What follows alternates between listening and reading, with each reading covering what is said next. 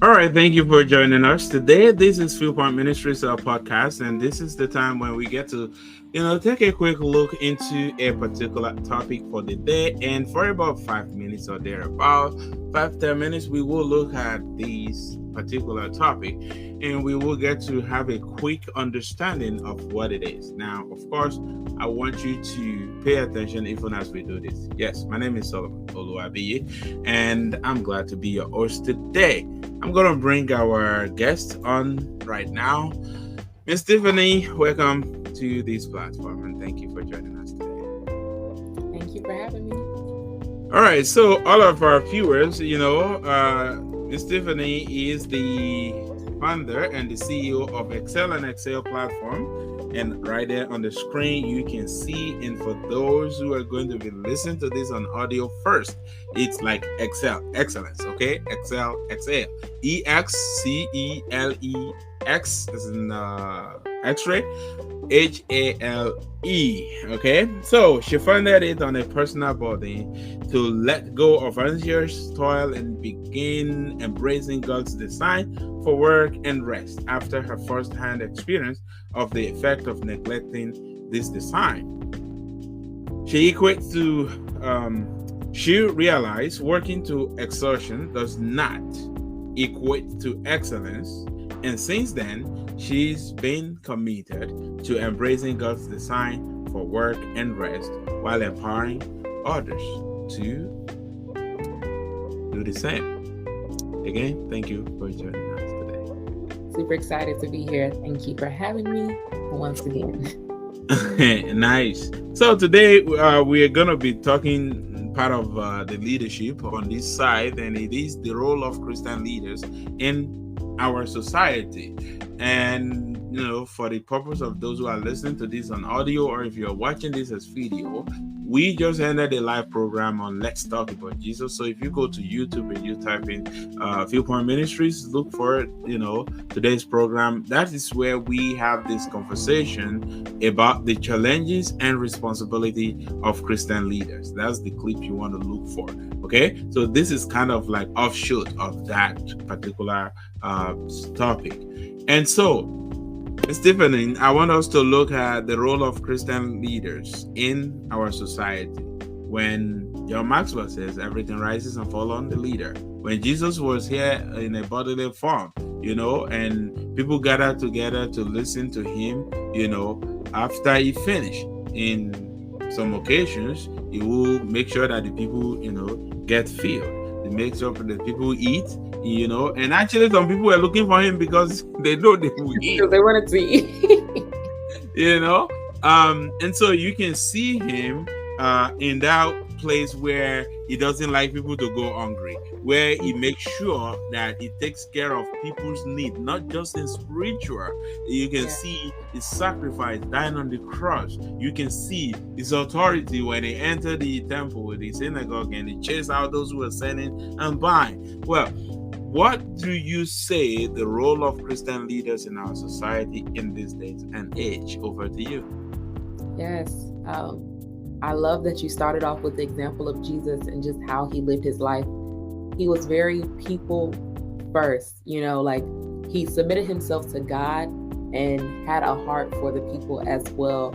And, like you said, often he wouldn't just preach a word. He would see people hungry and give them food, right?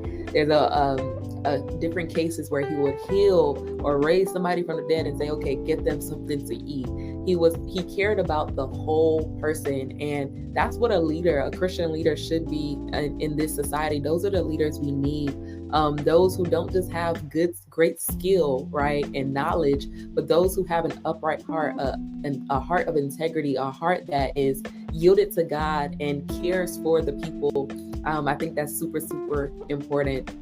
And I always say, without a need for change, there's no need for leadership. Leadership comes into the picture when you need change. And because there's so many different things in our society today that's in need of changing, that is where the tool of Christian leadership comes into play.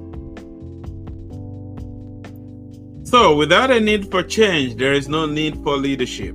How can the leadership, the current spiritual and people who are into, the things of the kingdom. What are the things that they can do to replicate themselves? Because we're not going to live forever as people of the same, by changing status, by transition. Some other people will come, and until Christ comes, that is, what will continue to happen. How can leaders replicate themselves? Yeah, I would say a couple of things. One is allowing people to see you do the work, allowing people to see you walk in the example of what should be done, and then entrusting them with that vision and making the vision very clear. So not only do you state the vision, you live that vision out, and then you bring other people along to join in. That's exactly what Jesus did, which allows us to do what we're doing today, right? He walked this earth, he showed us the way, he communicated the vision clearly, and then said, now you go out and make disciples. And we are still doing that many, many, many years later. And that's what a good leader does. He doesn't just state the vision, but he lives it out.